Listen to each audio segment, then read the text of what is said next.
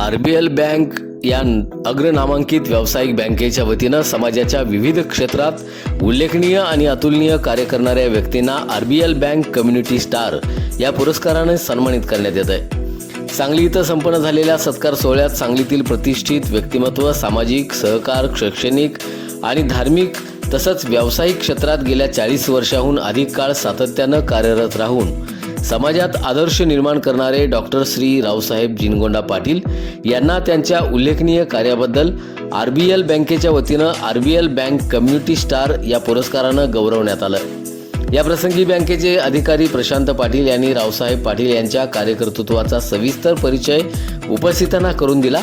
तसंच बँकेचे cluster head Vinayak आगवेकर यांनी आरबीएल कम्युनिटी स्टार या पुरस्काराची माहिती देताना विविध क्षेत्रातील मान्यवरांना या बँकेच्या वतीनं यापूर्वी हा सन्मान प्रदान करण्यात आल्याचं त्यांनी सांगितलं।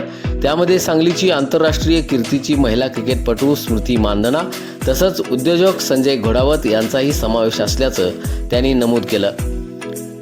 त्यांनी रावसाहेब पाटील यांचं अभिनंदन करून भविष्यातही बँकेस आणि कर्मचाऱ्यांना त्यांचे मार्गदर्शन आणि पाठबळ लाभावं अशी अपेक्षाही व्यक्त केली आहे। सत्कारास उत्तर देताना रावसाहेब पाटील म्हणाले, बँकेचे व्यवस्थापन आणि सर्व कर्मचाऱ्यांचे मी आभार मानतो।